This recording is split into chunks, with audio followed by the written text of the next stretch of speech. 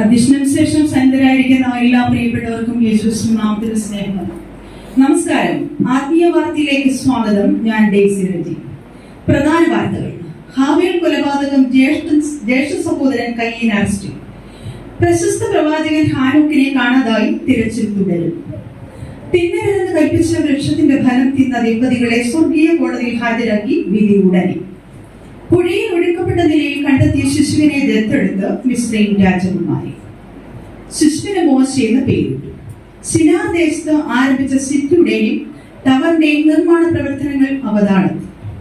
വസ്തു ഇടപാടിൽ പരിശുദ്ധാത്മാവിനെ കബളിപ്പിക്കാൻ ശ്രമിച്ച ദമ്പതികൾക്ക് ദാരുണാന്ത്യം.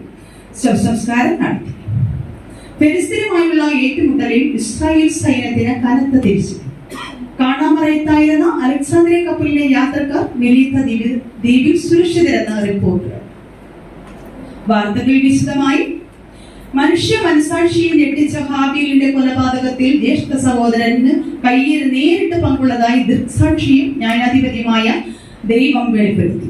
അറസ്റ്റ് ചെയ്ത കയ്യിനെ നോദിലേക്ക് നാടുകടത്തി. തന്റെ സഹോദരനോടുള്ള അസൂയയാണ് കൊലപാതകത്തിൽ കലാശിച്ചത്. വീടിന് സമീപത്തുള്ള വയലിൽ വെച്ച് അടിച്ചാണ് സഹോദരനെ കൊലപ്പെടുത്തിയത്. പ്രശസ്ത പ്രവാചകനും യാരദിന്റെ മകനുമായിരുന്ന ഹാനോക്കിനെ കാണാതായി. മെത്ശലേലാണ് മകൻ. 365 വയസ്സായിരുന്നു. ദൈവത്തോടു കൂടെ നടന്നതിനാൽ തന്നെ ദൈവം എടുത്തതാണെന്ന് വിശ്വാസികൾ ആരോപിക്കുന്നു. എന്നാൽ ഇതൊന്നും വിശ്വാസമില്ലാത്ത ഒരു കൂട്ടർ ഹാനോക്കിനായി തിരച്ചിൽ തുടരുന്നു. തിന്നരുതെന്ന് സൃഷ്ടാവ് കൽപ്പിച്ച വൃക്ഷഫലം തിന്നതിന് ദമ്പതികളെ അറസ്റ്റ് ചെയ്തു. ഏദൻ തോട്ടം നോക്കാൻ ദൈവം ഏൽപ്പിച്ചിരുന്ന ആദാമിനെയും ഹവ്വയെയുമാണ് അറസ്റ്റ് ചെയ്തത്. ഏദൻ തോട്ടത്തിൽ ഈ ഒരു വൃക്ഷഫലം ഒഴിച്ച് ബാക്കിയെല്ലാം കഴിക്കാൻ അവർക്ക് അനുവാദം ഉണ്ടായിരിക്കെ വിലക്കപ്പെട്ട ഈ വൃക്ഷഫലം തിന്നതിനാണ് അറസ്റ്റ് ചെയ്തത്. അബദ്ധം പറ്റിയാണ് ഈ പഴം കഴിച്ചതെന്ന് ദമ്പതികൾ അറിയിച്ചു. അല്പം മുൻപ് സ്വർഗീയ കോടതിയിൽ വിചാരണ പൂർത്തിയാക്കി വിധി വരുമ്പോൾ നിർഭാഗ്യവശാൽ ഈ ദമ്പതികളെ തോട്ടത്തിൽ നിന്ന് പുറത്താക്കി. പകരം കെരൂബുകളെ നിർത്തി. ആദാമും ഹവ്വായും ബൈബിൾ ന്യൂസിനോട് ചേരുന്നു. ആദാം കഴിക്കരുതെന്ന് പറഞ്ഞ വൃക്ഷഫലം താങ്കൾ എന്തിനാണ് കഴിച്ചത്?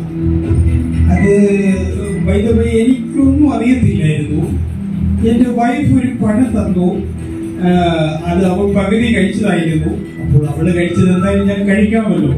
സ്നേഹമുള്ള കുടുംബം അങ്ങനാണല്ലോ. അങ്ങനെ ഞാൻ ഒന്നും സംശയിക്കാതെ അത് വാങ്ങി കഴിച്ചു. ഈ പരിവാദം ഞാൻ വിചാരിച്ചില്ല. ഞാൻ തോട്ടത്തിൽ കൂടി ചുറ്റി നടക്കുകയായിരുന്നു. അപ്പോൾ ഈ പാമ്പുണ്ടല്ലോ എന്റെ അടുത്ത് വന്നിട്ട് പറഞ്ഞു, ഈ പഴത്തിന്റെ മഹാത്മ്യം ഒത്തിരി അങ്ങ് പറഞ്ഞു തന്നു. എന്നിട്ട് പറഞ്ഞു, ഇത് നീ കഴിച്ചു നോക്കൂ, ചത്തു പോകത്തൊന്നുമില്ല. വേണ്ട വേണ്ട എന്നിങ്ങനെ ഒത്തിരി തവണ പറഞ്ഞു നോക്കി. തിന്നു എന്ന് പറഞ്ഞ് എന്നെ നിർബന്ധിച്ചു. ഞാൻ ഒന്ന് രുചിച്ചു നോക്കി. ബാക്കി അച്ചായം കൊടുത്തു. സത്യത്തിൽ സാത്താൻ വേഷം മാറി വന്ന് ഇങ്ങനെ ഒരു ചതി ചെയ്താണെന്ന് സ്വപ്നത്തിൽ പോലും വിചാരിച്ചില്ല. ഇനി എന്ത് ചെയ്യാനാ, പറ്റിപ്പോയി. ആദാമും ഹവ്വയും പറഞ്ഞത് നാം കേട്ടല്ലോ. വളരെ ദുഃഖകരമാണ് കോടതി വിധി. ഇനിയെങ്കിലും അനുസരണയോടെ ജീവിക്കാൻ കഴിയട്ടെ. ഈ പാഠം നമുക്കും ഒരു പാഠമാണ്. ഒരു ബ്രേക്കിംഗ് ന്യൂസ് കിട്ടിയിട്ടുണ്ട്. പാസ്റ്റർ പൗലോസിന്റെ കൺവെൻഷനിൽ പങ്കെടുത്തുകൊണ്ടിരിക്കവേ 3ാം നിലയിൽ നിന്നും താഴെ വീണ് മരിച്ച യൂത്തിക്കോസ് ഇപ്പോൾ ജീവിതത്തിലേക്ക് തിരികെ വന്ന് പൂർണ്ണ ആരോഗ്യവാനായിരിക്കുന്നു എന്ന വാർത്തയാണ് കിട്ടിയിരിക്കുന്നത്. പാസ്റ്റർ പൗലോസിന്റെ പ്രാർത്ഥനയിലാണ് തനിക്ക് ജീവൻ കിട്ടിയത്. പുഴയിൽ ഒഴുകി നടന്ന പെട്ടകത്തിൽ നിന്ന് കണ്ടെത്തിയ സുന്ദരനായ ശിശുവിനെ സ്വന്തം മകനായി മിസ്രൈം രാജകുമാരി ദത്തെടുത്തതായി ഫറവോന്റെ കൊട്ടാരത്തിൽ നിന്നും ഒരു ഔദ്യോഗിക റിപ്പോർട്ട്.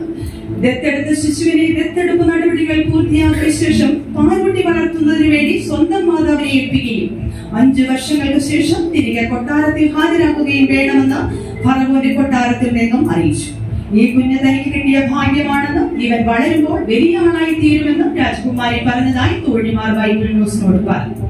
സിനാർ ദേശത്ത് ആരംഭിച്ച സിറ്റിയുടെ ടവറിന്റെ നിർമ്മാണ പ്രവർത്തനങ്ങൾ അവതാളത്തിൽ തുടരുന്നതായി അധികൃതർ അറിയിച്ചു. ആശയവിനിമയത്തിലുള്ള പാളിച്ചകളാണ് പണി മുടക്കിയതെന്ന് പറയപ്പെടുന്നു. അതിനെ തുടർന്ന് നിർമ്മാണ തൊഴിലാളികൾ വിവിധ സ്ഥലങ്ങളിലേക്ക് കടന്നതായി റിപ്പോർട്ടുകൾ സൂചിപ്പിക്കുന്നു. വിവാദമായ വസ്തു ഇടപാടിൽ പരിശുദ്ധാത്മാവിനെ കബളിപ്പിച്ച അനന്യാസിന്റെയും സഫീറയുടെയും കള്ളത്തരം അപ്പോസ്തല വൃന്ദം കൈയോടെ പിടിച്ചു. വസ്തു വിറ്റുകിട്ടിയ മുഴുവൻ തുകയും ഇവർ അപ്പോസ്തലന്മാരെ ഏൽപ്പിക്കേണ്ടിയിരുന്നു. എന്നാൽ തുകയിൽ വൻ അട്ടിമറി നടത്തി ബാക്കി തുക മാത്രം ഡിപ്പോസിറ്റ് ചെയ്യാൻ എത്തിയപ്പോഴാണ് ഇവർ പിടിക്കപ്പെട്ടത്. പരിശുദ്ധാത്മാവിനെതിരെ വ്യാജം പറഞ്ഞുകൊണ്ടിരിക്കെ തന്നെ ഇവർ കുഴഞ്ഞു വീണ് മരിച്ചു. പിന്നീട് കുറെ ബാല്യക്കാർ ചേർന്ന് ഇവരുടെ ശവസംസ്കാരം നടത്തി. സംഭവത്തിനു ശേഷം പരിശുദ്ധാത്മാവിനെ ദുഃഖിപ്പിക്കരുതെന്ന്, പരിശുദ്ധാത്മാവിനെതിരെ വ്യാജം പറയരുതെന്ന് അപ്പോസ്തലന്മാർ ഓർമ്മപ്പെടുത്തി. ഫിലിസ്തീനുമായുള്ള ഏറ്റുമുട്ടലിൽ ഇസ്രായേൽ സൈന്യത്തിന് കനത്ത തിരിച്ചടി. ഏകദേശം 30,000 ഇസ്രായേൽ സൈന്യത്തെ വധിച്ചതായി ഫിലിസ്തീൻ സൈന്യം അവകാശപ്പെട്ടു. ഷീലോവിലെ പുരോഹിതനായ എലി മാറിവാനസിന്റെ മക്കളായ ഹൊഫ്നിയും ഫിനെഹാസും ഏറ്റുമുട്ടലിൽ കൊല്ലപ്പെട്ടു. ഞെട്ടിക്കുന്ന ഈ വാർത്ത താങ്ങാനാകാതെ പുരോഹിതൻ തൽക്ഷണം വാതിലിൽ നിന്നും പുറകോട്ട് വീണ് മരണമടഞ്ഞു. തന്റെ സ്പൈനൽ കോഡിനുണ്ടായ ക്ഷതമാണ് മരണകാരണമെന്ന് മെഡിക്കൽ സംഘം അഭിപ്രായപ്പെട്ടു. ഷീലോവിൽ നിന്നും ഞങ്ങളുടെ പ്രതിനിധി ലൈനിൽ ചേരുന്നു. ഹലോ ഗീത, കേൾക്കാമോ? ഹലോ ജെയ്സി, കേൾക്കുന്നുണ്ടോ? കേൾക്കുന്നുണ്ട്, പറഞ്ഞോളൂ. യുദ്ധസ്ഥലത്ത് ഇസ്രായേൽ സൈന്യം നിയമപ്പെട്ടവുമായി കടന്നു ചെല്ലുകയും ഉറച്ച ശബ്ദത്തിൽ ഫെലിസ്തീൻ സൈന്യത്തെ വെല്ലുവിളിക്കുകയും ചെയ്തു. സൈന്യബലം ഉണ്ടെന്നുള്ള ധാരണയായിരുന്നു ഇസ്രായേലിന് ഉണ്ടായിരുന്നതെങ്കിലും ഫെലിസ്തീന്റെ ചെറുത്തുനിൽപ്പിൽ ഇസ്രായേലിന് പിൻവാങ്ങേണ്ടി വന്നു. ജെയ്സി, 30,000 സൈന്യത്തെയാണ് ഇസ്രായേലിന് നഷ്ടപ്പെട്ടത്. കൂടാതെ ഷീലോവിലെ പുരോഹിതനും ഇസ്രായേൽ സഭയുടെ അധ്യക്ഷനുമായിരുന്ന ഏലിയ മാറിവാനിയസിന്റെ പുത്രന്മാർ രണ്ടുപേരും ദാരുണമായി വധിക്കപ്പെട്ടു. വാർത്ത കേട്ട പുരോഹിതന് ശാരീരിക ക്ഷീണം അനുഭവപ്പെട്ടതിനെ തുടർന്ന് പെട്ടെന്നുള്ള വീഴ്ചയിൽ കഴുത്തിനുണ്ടായ ഒടിവ് കാരണം മരണം സംഭവിക്കുകയായിരുന്നു. അദ്ദേഹത്തിന്റെ മരുമകളായ ഫിനെഹാസിന്റെ ഭാര്യ കുടുംബത്തിനുണ്ടായ ദുരന്തം താങ്ങാനാവാതെ പ്രസവത്തോടെ മരണമടയുകയും ചെയ്തു. ഡെയ്സി, വളരെ ഞെട്ടിക്കുന്ന ദുരന്ത വാർത്തയാണ് ഈ കുടുംബത്തിനും അതുപോലെ തന്നെ സൈനികന്മാരുടെ കുടുംബത്തിനും നടന്നത്. വളരെ ഹൃദയഭേദകമായ കാഴ്ചയാണത്. അനേകം കുടുംബങ്ങൾക്ക് അവരുടെ ഭർത്താക്കന്മാരെയും മക്കളെയും നഷ്ടപ്പെട്ടു.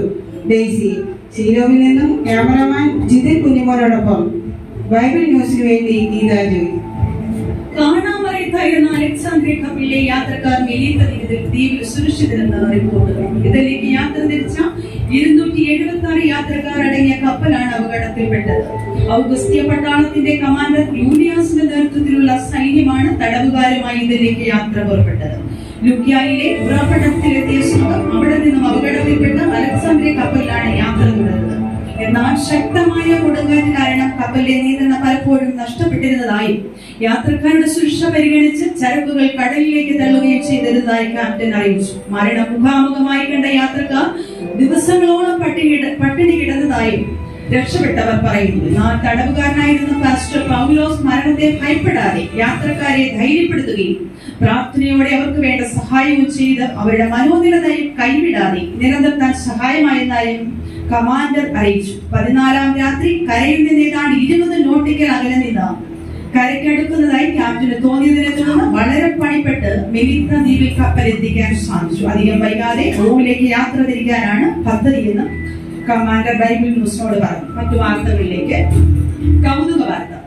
സംസാരിക്കാൻ കഴിവുള്ള കഴുത കൗതുകമാകുന്നു. പെതോരിൽ നിന്ന് മോവാബിലേക്ക് പോയ ബിലെയാം സഞ്ചരിച്ച കഴുതയാണ് സംസാരിച്ചത്. ഇനി കായിക വാർത്തകൾ.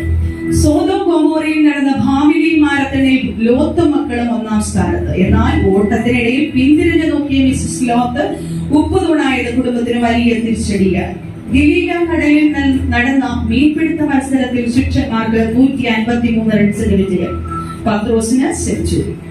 യേശുവിനെ അടക്കിയ കല്ലറയിലേക്കുള്ള ഓട്ട മത്സരത്തിനിടയിൽ യോഹന്നാൻ 1-ാം സ്ഥാനത്ത്. മത്സരത്തിന്റെ തുടക്കത്തിൽ 1-ാം സ്ഥാനത്തായിരുന്ന പത്രോസിനെ നേരിയ വ്യത്യാസത്തിൽ പിന്തള്ളിയാണ് യോഹന്നാൻ 1-ാമതെത്തിയത്. ഈ കാലാവസ്ഥ. 70 ദിവസങ്ങൾക്ക് ശേഷം ശക്തമായ മഴയ്ക്കും വെള്ളപ്പൊക്കത്തിനും സാധ്യതയുണ്ടെന്ന് കാലാവസ്ഥാ നിരീക്ഷകരും പ്രാസംഗികരുമായ യോഗം. തുടർച്ചയായുള്ള മഴ 40 ദിവസം തുടരുമെന്നും അത് ജനങ്ങളെ കാര്യമായി ബാധിക്കുവാൻ ഇടയുള്ളതിനാൽ അദ്ദേഹം ഒരുക്കിയിരിക്കുന്ന ഗോഫർ ദുരിതാശ്വാസ ക്യാമ്പിലേക്ക് ജനങ്ങൾ മാറി താമസിക്കാൻ അറിയിച്ചിട്ടുണ്ട്. ദൈവപുത്രനായ യേശു ക്രിസ്തുവിന്റെ ക്രൂശീകരണത്തോടനുബന്ധിച്ചുള്ള ദേശത്തെങ്ങും 3 മണിക്കൂർ പവർക്കെട്ടുണ്ടാകുമെന്ന് വൈദ്യുത ബോർഡിന്റെ മുന്നറിയിപ്പ്. ഒരേ സമയം സൂര്യനും പണിമുടക്കിലായിരിക്കുമെന്നതിനാൽ ദേശനിവാസികൾ ജാഗ്രത പാലിക്കുക. വാർത്തകൾ കഴിഞ്ഞു. നമസ്കാരം.